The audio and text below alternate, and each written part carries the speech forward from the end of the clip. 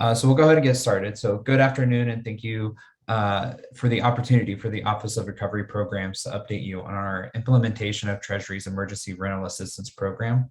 As I said, my name is Josh Jackson. I'm a member of the Cherokee Nation, and I'm a policy advisor within the Office of Recovery Programs, and I work specifically on the Tribal Policy and Engagement team. I'm joined today by my colleague, Vanessa Magaw, who is the Outreach Director on the Emergency Housing team. Before I begin my presentation, I would like to extend my thanks and gratitude to the National American Indian Housing Council for hosting this important information session.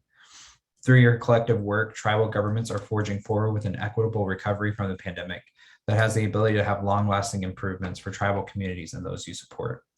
We are honored to be your federal partner in this effort through the deployment of crucial housing programs that are providing relief to renters and homeowners across Indian country. Today, Treasury released an addendum to the ERA 1 reallocation guidance for tribal governments, and we'll be covering today what's included in that addendum. You can find the addendum on Treasury's ERA 1 website, and Vanessa will be providing a direct link to that document in the chat. Thank you again for your participation in today's information session, and we are excited to provide you with more details regarding the Emergency Rentals Assistance Program's guidance, the recapture process, reallocation of funds, and the importance of completing the required reporting. Next slide, please. I think Vero has joined us. I think we can quickly introduce her before. Great. Sorry to interrupt you, Josh. Hi, hello everyone. Thank you so much for participating in this session. My name is Veronica Soto. I go by Vero, and I'm new to this role as the ERA program director, but I'm not new to ERA in particular, since I spent the last 2 years running an emergency housing assistance program for the city of San Antonio. Thank you for making the time to go through this training. We have a wonderful team here at Treasury, and we hope to answer many of your questions through this. And thank you once again for all the wonderful work that you are doing to help our communities make it through this pandemic and stay housed. Thanks a lot. Thank you, Vanessa. Thank you, Josh. Thanks, Vero. Very much appreciate that. I'm glad that you are now with Treasury. So now I will give a quick overview of the Emergency Rentals Assistance Program, which makes funding available to low-income households that are unable to pay rent, utilities, and other expenses related to housing due to the COVID-19 pandemic. Under ERA 1, the tribal set aside is $800 million, and the methodology is statutorily set and is based on the amounts that were eligible to receive for FY 2020 from Indian Housing Block Grant Program. Next slide, please.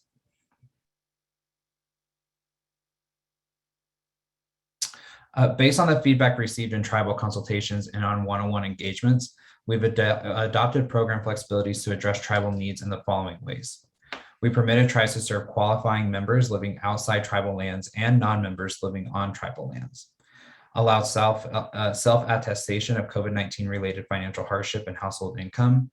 Modified the definition of area medium income for tribes under the ERA 1 program to match the definition under the IHBG program. Tribal recipients were not subject to the recapture process applicable to states. Instead, we held a tribal consultation and integrated that feedback into our development of the tribal process. We have also customized reporting for tribes and will have training to support tribes' compliance with the reporting requirements. Next slide, please. I'll now go over more details regarding excess funds and the recapture process. Tribes are subject to recapture of a portion of their initial ERA 1 funding this year if they do not spend or obligate a sufficient amount of their ERA 1 award funds. In March, Treasury announced that it will use reporting data as of June 30th to determine which tribal grantees face recapture and in what amounts.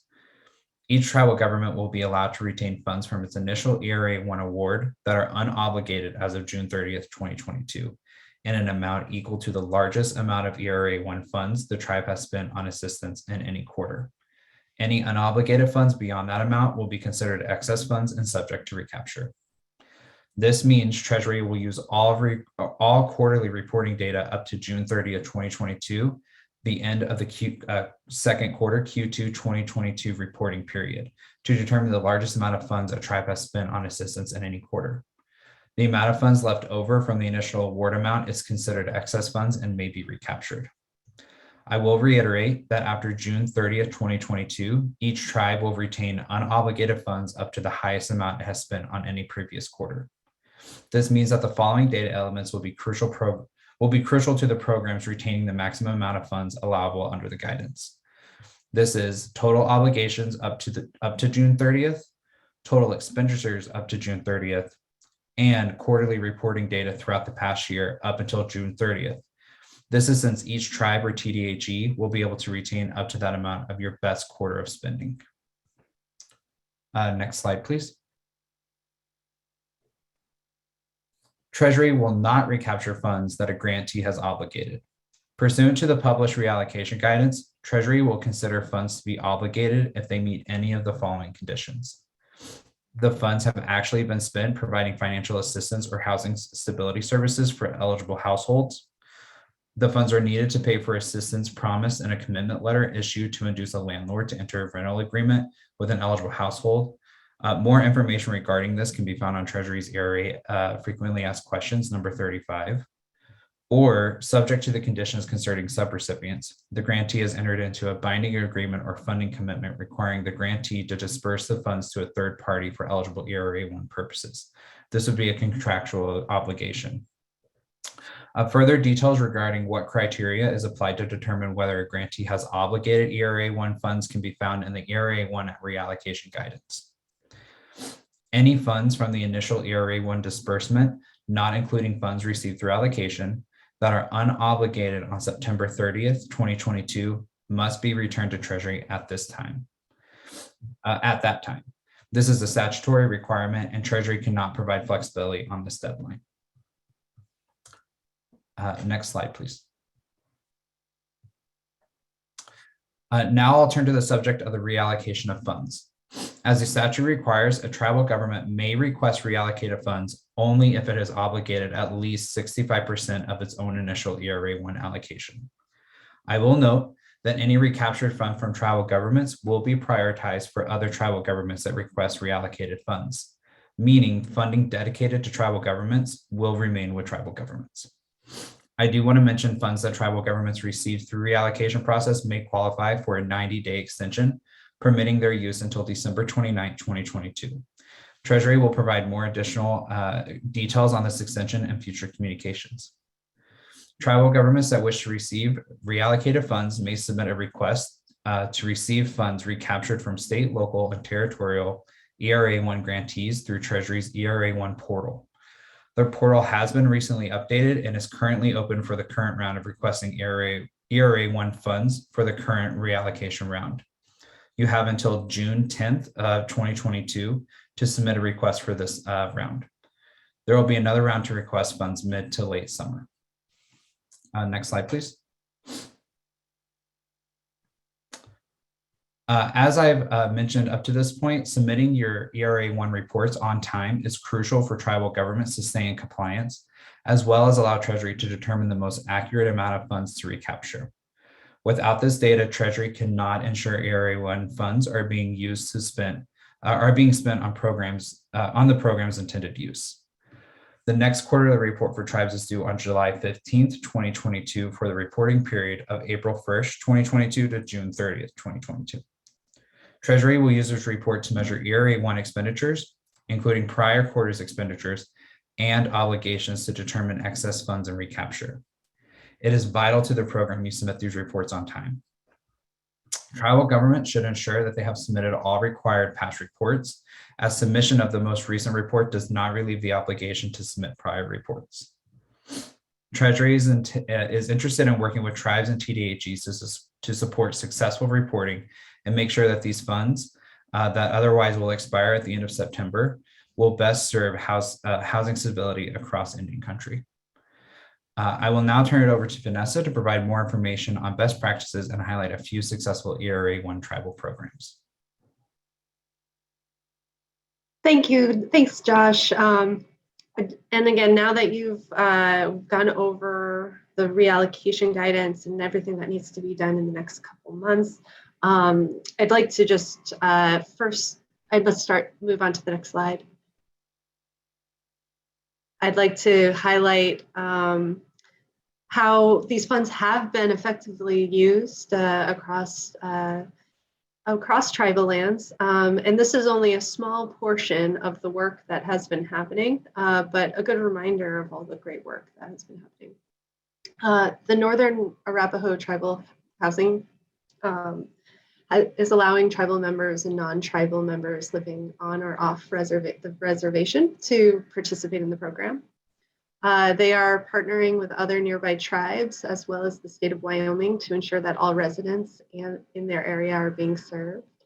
And they have assisted at least 410 households in rental assistance and 257 households in utilities.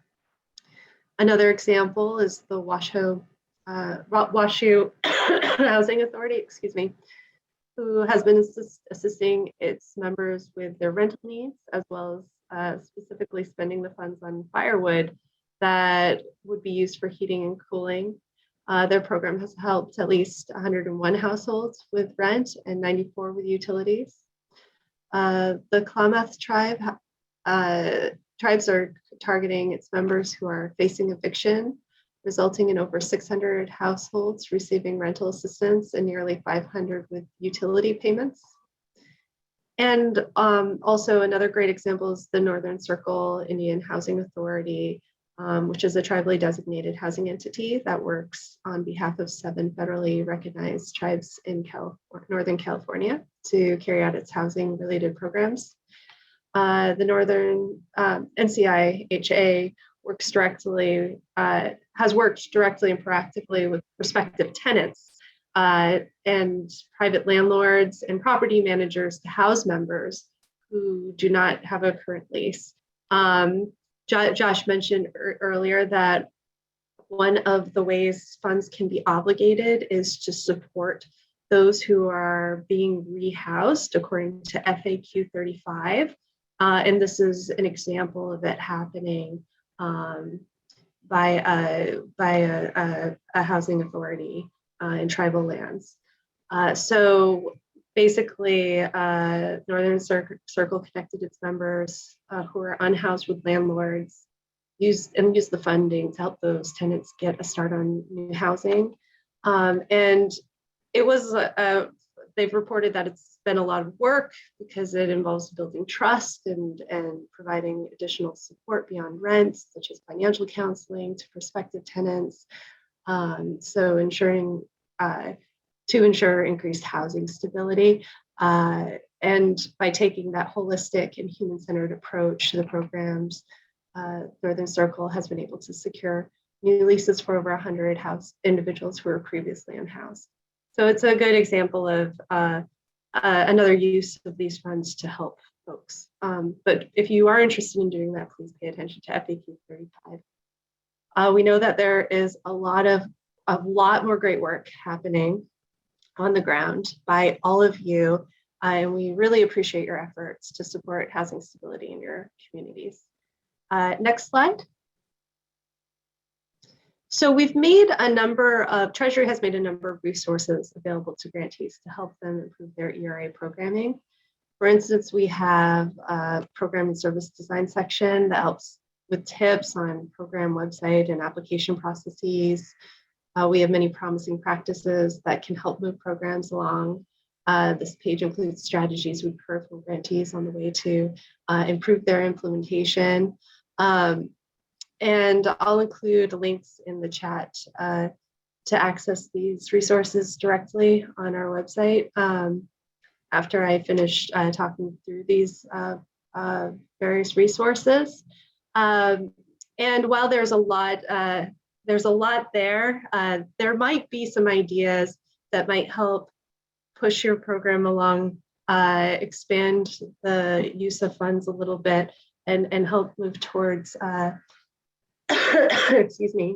increased spending to really support your communities by the September 30th deadline. So, excuse me, I'm sorry, I've been sick, so you'll please bear with my poor throat. Okay, next slide, please. So for instance, there might be some simple things you can do in communications about your program. So this is a resource focused on program website design with some tips that might help streamline some of the information that you're providing members of your community and reduce confusion, maybe alleviate some capacity in the support staff answering questions. It's a worthwhile thing to check. Next slide, please. We have a number of sample application screens online that are examples of what grantees across the country have put together for their applications and consolidated these examples into some nicely designed lists.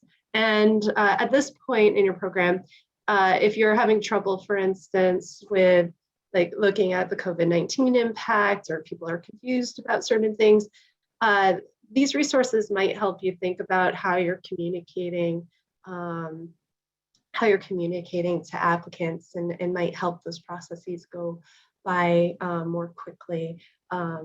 Having things like lists about what COVID-19 impact means according to your policies and procedures that people can just check off can really help in expediting and help people to understand how this requirement applies to them. And there are other application resources about documentation, et cetera, that might be useful to you. Next slide. If you're interested in expanding the use of ERA funds per household beyond rental assistance, we have a bunch of resources. We have a resource page focused on utilities and working with utility companies or LIHEAP programs, coordinating with LIHEAP programs with referrals to make sure you're maximizing the impact of the funds in your community in a coordinated way. It could be a great way to get referrals and I'll note that utilities can, as we talked in our examples of what tribes have been doing to support utilities, it can also include delivered fuels such as firewood, et cetera. So there's a lot of flexibility to consider that if you haven't been doing that so far in your program. Next slide. If you're interested in expanding the breadth of the program, as I mentioned before, some programs have taken advantage of FAQ 35 to allow those currently unhoused gain access to rental housing if a landlord agrees to a lease of at least 6 months. So this is a great example that we have online. We have example commitment letters that can help support this. But do pay attention to the FAQ and make sure that you're aligning it appropriately so that it can count as an obligation. So other examples of promising practices across our resources include advice on how to speed up program implementation, more efficiently deliver program benefits, enhance program integrity, improve tenant and landlord access to programs, particularly for vulnerable and hard to reach populations, which may be helpful for programs going forward. So those are just a few resources. I'm going to pass the conversation back to Josh to take us into Q&A. And I look forward to talking with you a little bit more directly. Yeah, thanks, Vanessa. And again, I want to thank everyone for the opportunity for us to present today and update you on the tribal housing work that's taking place within ORP at Treasury. I realize this was probably a lot of very dense information being thrown at you today. So very much looking forward to the Q&A portion. So I believe, yeah, on the screen now you have, for more information, please visit Treasury's COVID-19 Economic Relief website. And for more details regarding ERA1, please visit Treasury's ERA1 webpage. And that will now begin our question and answer portion. But you can also find Vanessa and mine's email addresses there on the screen and feel free to send us a direct email if you have specific questions.